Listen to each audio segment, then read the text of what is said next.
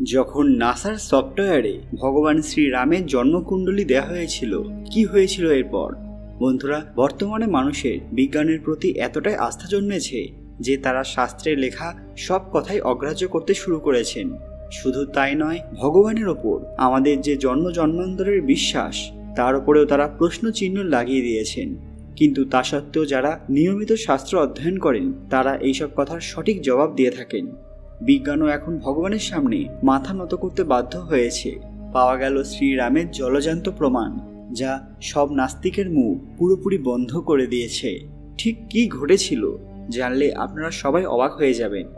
Comment বক্সে জয় শ্রীরাম লিখতে ভুলবেন না। সকলকে পুরাণ কথা নতুন একটি ভিডিওতে স্বাগত। আজকে আপনারা জানবেন যখন দেখা হলো ভগবান শ্রীরামের জন্মকুণ্ডলী। ভিডিও দেখানোর আগে সবাই কাইন্ডলি আমাদের চ্যানেলটি সাবস্ক্রাইব করে নেবেন। বর্তমানে পৃথিবীর মহাকাশ গবেষণার সবথেকে উন্নত এজেন্সি নাসা ভগবান রামের জন্মকুণ্ডলী নিজেদের ব্যক্তিগত সফটওয়্যারের সঙ্গে যুক্ত করেছে। এরপর নাসার বিজ্ঞানীরা যা দেখতে পেলেন তাতে তারা খুবই বিস্মিত হয়ে গিয়েছিলেন। জানা যায় যে তারা ভগবান শ্রীরামের কুণ্ডলীতে কিছু গ্রহের এমন সংযোগ দেখেছেন যা দেখে না চাইলেও তারা ভগবান শ্রীরামের অস্তিত্ব স্বীকার করে নিতে বাধ্য হয়েছেন। আর তারা এটাও মেনে নিয়েছেন যে ভগবান শ্রীরামের জন্ম হয়েছিল। সফটওয়্যার থেকে এই কথা স্পষ্টভাবে তারা প্রমাণ পেয়েছিলেন। আরও জানা যায় যে ভগবান রামের জন্ম খ্রিস্টের জন্মের প্রায় ৭,০০০ বছর আগে হয়েছিল, যখন পুরো পৃথিবীতে সভ্যতার সেরকম বিকাশ হয়নি। তার বহু আগেই আমাদের ভারতে সভ্যতা এবং সংস্কৃতির বিকাশ হয়েছিল। নিজেদের সভ্যতাকে আরও উন্নত বলে প্রমাণ করার জন্য পাশ্চাত্য দেশগুলি সবসময় ভারতকে ছোট করতে চাইত। সেই কারণেই তারা ভগবান শ্রীরামের অস্তিত্ব অস্বীকার করতে তৎপর। ভারতের বিভিন্ন ধর্মগ্রন্থ এবং শাস্ত্র ইত্যাদিকে মিথ্যা প্রমাণিত করার জন্য তারা বহু রকম আয়োজন করে চলেছেন, যাতে পুরো পৃথিবী এটা বিশ্বাস করে নেয় যে সব রকম আধুনিক সভ্যতা সংস্কৃতির জন্ম পাশ্চাত্য দেশগুলির থেকেই শুরু হয়েছে। যদিও তাদের উদ্দেশ্য সফল হয়নি, কারণ তাদেরই বানানো মেশিন তাদের কথার সত্য মিথ্যে যাচাই করতে সমর্থ হয়েছে। বর্তমানে ভারতের প্রাচীন সভ্যতার সংস্কৃতির কথা আজ পুরো পৃথিবীর সামনে চলে এসেছে। বন্ধুরা, আপনারা হয়তো অনেকেই জানেন যে ভারতীয়দের তথা ভারতীয় বিজ্ঞানীদের অনেক জিনিস চুরি করে পাশ্চাত্য দেশের বহু বিজ্ঞানী নিজেদের নাম দিয়েছেন। পশ্চিমের দেশগুলোতে যখন মানুষের সভ্যতার বিকাশ হয়নি, তখন আমাদের দেশে বড় বড় মনীষীরা বিজ্ঞান তথা জ্যোতিষ, অঙ্ক এইসব বিষয়ে তাদের পারদর্শিতা দেখিয়েছেন এবং বহু গ্রন্থ রচনা করেছেন। ভারতীয় সভ্যতা বহু প্রাচীনকাল থেকে সভ্যতা এবং সংস্কৃতির শীর্ষস্থানে রয়েছে। বর্তমানে এই তথ্য পৃথিবীর সবচেয়ে বড় স্পেস এজেন্সি মেনে নিতে বাধ্য হয়েছে। কিছুদিন আগে নাসা মানুষের দ্বারা তৈরি সেতুর ছবি ইন্টারনেটের মাধ্যমে গোটা পৃথিবীকে জানিয়েছে। সেই কারণে এখন সবাই বিশ্বাস করেন যে রামেশ্বরম থেকে শ্রীলঙ্কা পর্যন্ত যে সেতুটি তৈরি হয়েছিল তার অবশেষ অংশ এখনও রয়েছে। বলা হয়ে থাকে ভগবান শ্রীরাম লঙ্কা থেকে ফিরে এসে এই সেতুটি ভেঙে দিয়েছিলেন। বাল্মীকি রামায়ণে এই সেতুটির নাম রাম সেতু বলা আছে। বর্তমান সময়ে এই সেতুটি ভারতের দক্ষিণ পূর্ব তটবর্তী এলাকায় রামেশ্বরম দ্বীপ তথা শ্রীলঙ্কার উত্তর পশ্চিম তটবর্তী মান্নার দ্বীপের মধ্যবর্তীতে একটি শৃঙ্খলা আকারে রয়েছে। বাল্মীকি রামায়ণ অনুসারে অবিরাম ৩ দিন খোঁজার পর নল এবং নীল সমুদ্রের এই জায়গা খুঁজে পেয়েছিলেন, যেখান থেকে সহজেই শ্রীলঙ্কা পৌঁছানো যায়। তখন সেই স্থান থেকে শ্রীলঙ্কা যাওয়ার জন্য সেতু বানানোর পরিকল্পনা করা হয়েছিল। এই জায়গার নাম ধনুষ্কড়ি। নল এবং নীল যে সেতু বানিয়েছিল তার আকৃতি ধনুকের মতো ছিল, তাই এই জায়গার নাম ধনুষ্কড়ি।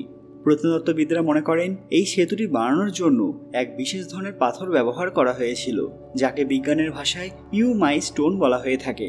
এই পাথর সহজে জলে ডোবে না। সুনামির সময় রামেশ্বরের তটবর্তী এলাকায় এইরকম পাথর দেখা দিয়েছিল। ভারতের বহু মুনি ঋষিদের কাছে এইরকম পাথর আজও দেখা যায়। এছাড়া শ্রীলঙ্কার ইন্টারন্যাশনাল রামায়ণ রিসার্চ সেন্টার এবং পর্যটন মন্ত্রণালয় একসঙ্গে মিলিত হয়ে রামায়ণের সঙ্গে যুক্ত এমনই 50টি জায়গা খুঁজে বার করেছে, যে স্থানগুলির পুরাতাত্ত্বিক আর ঐতিহাসিক গুরুত্ব থাকার সঙ্গে সঙ্গে রামায়ণেরও উল্লেখ পাওয়া যায়। বাল্মীকি রামায়ণে সমুদ্রের ধারে যে জায়গার উল্লেখ পাওয়া যায়, ঠিক সে জায়গায় শ্রীলঙ্কা দেশটি অবস্থিত। প্রাচীনকাল থেকেই শ্রীলঙ্কায় পালি সাহিত্য এবং সংস্কৃতির সাথে ভারতের গভীর যোগাযোগ রয়েছে। কুমার দাসের সম্পর্কে বলা হয়ে থাকে যে তিনি মহান সন্ত কালিদাসের পরম বন্ধু ছিলেন। তার রচনাগুলির আধার ভারতীয় মহাকাব্যগুলো ছিল। শ্রীলঙ্কায় একটি জায়গা আছে যার নাম মাহিয়ঙ্গানা মধ্য। মনে করা হয়ে থাকে এটি লঙ্কাধিপতি রাবণের প্রাচীন বিমানবন্দর ছিল। মাতা সীতাকে হরণ করে যখন তিনি পুষ্পক বিমানে ফিরছিলেন তখন তিনি এই জায়গাতেই প্রথম বিমান থেকে অবতরণ করেছিলেন।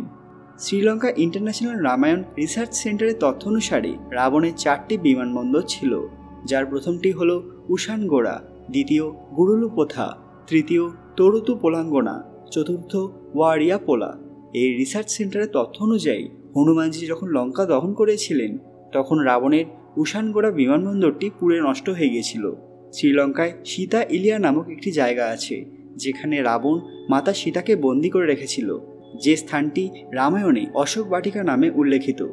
আজও শ্রীলঙ্কার বিভিন্ন জায়গায় শিলার ওপর হনুমানজির পদচিহ্ন দেখতে পাওয়া যায়। যখন কার্বন ডেটিং পরীক্ষার মাধ্যমে এই শিলাগুলির সময়কাল নির্ণয় করা হয়েছিল তখন এই সত্য সামনে আসে যে এগুলি প্রায় 7000 বছরের পুরনো। এখানে দেবী সীতার মন্দিরও আছে। সেই মন্দিরে প্রভু রাম, লক্ষ্মণ এবং হনুমানজির মূর্তিও রয়েছে। কার্বন ডেটিং পরীক্ষার সাহায্যে বোঝা যায় যে এগুলি প্রায় 5000 বছরেরও বেশি পুরনো। যে জায়গায় এই মন্দির রয়েছে সেখানে বহু প্রাচীনকালে অনেক বড় গাছ ছিল যার নিচে মাতা সীতা বসে থাকতেন। মাতা সীতার পিতা জনকের নাম অনুসারে জনকপুর নামে যে শহর ছিল সেই শহরেই মাতা সীতার জন্য জানকী মন্দির নির্মাণ করানো হয়েছিল। রাম, লক্ষ্মণ, সীতা যখন বনবাসে ছিলেন তখন তারা এই পঞ্চবটী তপবনে ছিলেন। এখানে লক্ষ্মণ রাবণের বোন শূর্পণখার নাক কান কেটে দিয়েছিলেন। রাবণ ভগবান শিবের অনন্য ভক্ত ছিলেন। এই মন্দিরের স্থাপনা রাবণ নিজেই করেছিলেন। এটাই পৃথিবীর একমাত্র মন্দির যেখানে ভগবানের থেকে রাবণের মূর্তি বেশি আছে। এখানে রাবণের 10 মাথাওয়ালা মূর্তি দেখতে পাওয়া যায়। কোণেশ্বর মন্দিরের পাশে একটি গরম জলের কুণ্ড স্থাপিত রয়েছে। এর জল খুবই গরম। এর নির্মাণ রাবণই করেছিলেন, যেটা আজও প্রমাণস্বরূপ শ্রীলঙ্কায় রয়েছে। মাটির তলা থেকে প্রাপ্ত বিগ্রহ সহ সমস্ত জিনিস হিন্দু তথা সনাতন ধর্মের, এ বিষয়ে কোনো সন্দেহ নেই। এত সব প্রমাণের পরে হয়তো কেউই আর কোনো প্রশ্ন তুলতে পারবেন না। তো কেমন হলো আজকের ভিডিওটি? ভালো লাগলে অবশ্যই লাইক করবেন এবং কমেন্ট বক্সে গর্বের সঙ্গে জয় শ্রীরাম লিখতে ভুলবেন না। আজকের ভিডিওটি অবশ্যই শেয়ার করবেন বন্ধুরা। আরও এরকম অজানা তথ্য সম্পর্কে জানতে পুরাণ কথা অফিসিয়াল চ্যানেলটি মনে করে সাবস্ক্রাইব করে রাখুন। খুব তাড়াতাড়ি ফিরে আসবো এরকমই কিছু দরকারি তথ্য নিয়ে। ততক্ষণ আপনারা এই ভিডিওগুলো দেখতে পারেন। ধন্যবাদ।